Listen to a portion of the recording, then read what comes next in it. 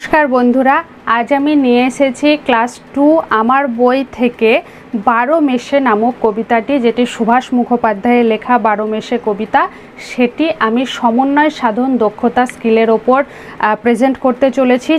তার যে 4টে কম্পোনেন্ট সেগুলো পরপর অ্যাপ্লাই করে দেখাবো। আপনারা ক্লাসটি মন দিয়ে দেখুন। যারা ডিএলএড এক্সটার্নাল প্র্যাকটিস টিচিংয়ের জন্য দুশ্চিন্তায় আছেন বা লেসন প্ল্যান তৈরি করতে পারছেন না, তাদের এই ভিডিওটি খুবই কাজে আসবে। এছাড়াও যারা প্রাইমারি টেটের যে ইন্টারভিউ প্রস্তুতি নিচ্ছেন তাদের ডেমো ক্লাস হিসেবেও খুব কাজে আসবে। তো ভিডিওটি শেষ পর্যন্ত দেখুন। হ্যালো বাচ্চারা, তোমরা সবাই কেমন আছো? সবাই ভালো আছো? আমিও খুব ভালো আছি। শান্ত হয়ে বসো। কি করছো তোমরা? আর খেলতে হবে না, শান্ত হয়ে বসো। আমি তোমাদের দুটো দলে ভাগ করে দিচ্ছি। তোমরা গ্রুপ এ, তোমরা গ্রুপ বি। এই দুটো দলে ভাগ করে দেওয়ার পর আমি তোমাদের একটা সুন্দর ছবি দেখাচ্ছি। দেখো তো তোমরা ছবিটা কেমন লাগে? দেখতে পাচ্ছ? হ্যাঁ, ছবিতে দেখা যাচ্ছে যে কি বলো তো, সোয়েটার পরে আছে, বৃষ্টি পড়ছে। আচ্ছা আচ্ছা, তোমরা এইসব দেখতে পাচ্ছ, রোদ উঠেছে। হ্যাঁ, একদম ঠিকই দেখেছো। এবার এর থেকে বুঝতে পারছো যে এই ছবিতে যা দেখছি তার থেকে আমরা একটা আন্দাজ করতে পারছি যে আজ আমরা একটা নতুন বিষয় নিয়ে পড়ব। তো কি বিষয় নিয়ে পড়ব? তোমাদের বইয়ের 8-5 অর্থাৎ 85 পাতা খোলো। দেখো সেখানে 12 মেশে বলে একটি কবিতা আছে। তাহলে আজকের পাঠ হলো 12 মেশে। বোঝা গেল আজকের পাঠ কি? এই 12 মেশে কবিতাটি আমি তোমাদেরকে পাঠ করে শোনাচ্ছি। তোমরা সরব পাঠ করো, কেমন? আমার সঙ্গে সঙ্গে তোমরাও বলবে। 12 মেশে, কবি সুভাষ মুখোপাধ্যায়। ঝড় ওঠে বৈশাখে, জ্যৈষ্ঠীতে আম পাকে, কম করে 2 মাস দারুণ গরম থাকে।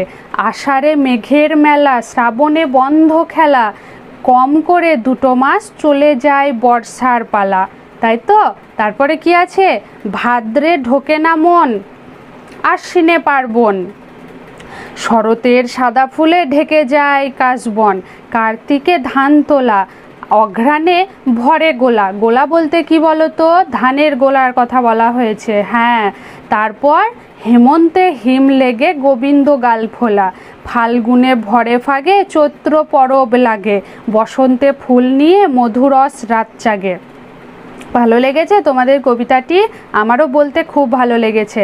এখন আমি তোমাদের কিছু প্রশ্ন করছি, তোমরা গ্রুপ ওয়াইজ সেই প্রশ্নের উত্তর দেবে, কেমন?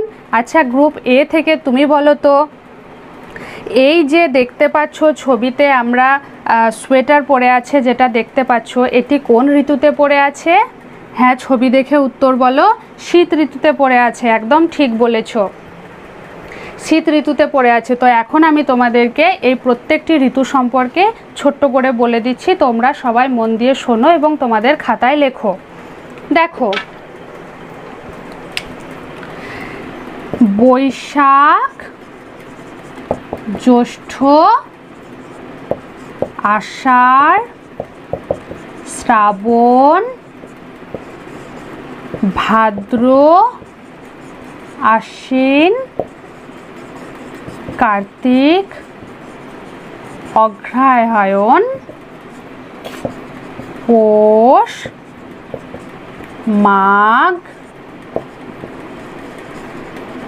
ফাল্গুন, চৈত্র।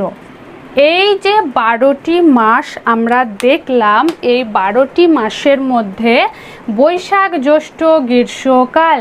গ্রীষ্মকালে কি হয়? গ্রীষ্মকালে প্রচণ্ড গরম লাগে, জল পিপাসা পায়, আম, জাম, কাঁঠাল, তরমুজ ফল হয়, আমরা হালকা পোশাক পরি। আষাঢ়, শ্রাবণ বর্ষাকাল। বর্ষাকালে কি হয়? পুকুর, নদী, জল সব ভরাট হয়ে যায়, প্রচুর ডেঙ্গি, ম্যালেরিয়া, জ্বর, সর্দি, কাশি হয়ে থাকে।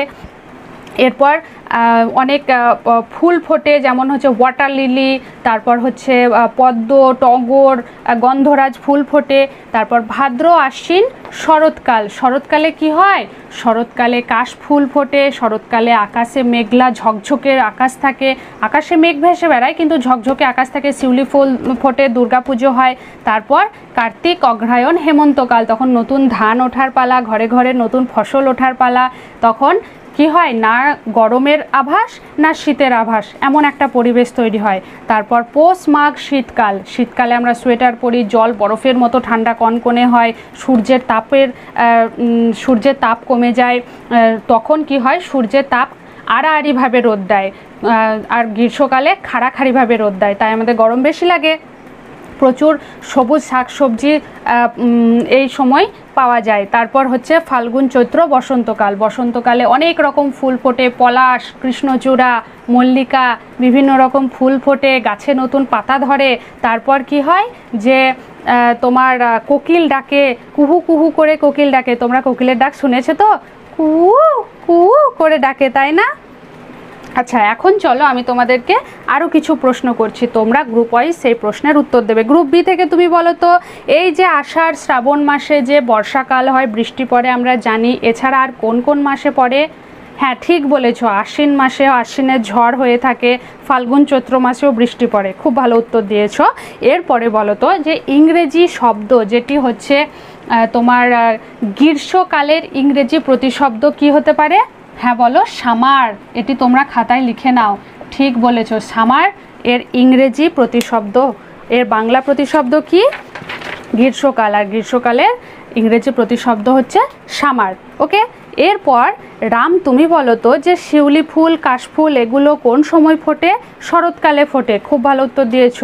এবার বলো তো কোকিলের ডাক কখন শোনা যায়, যেটা আমরা একটু আগে আলোচনা করলাম?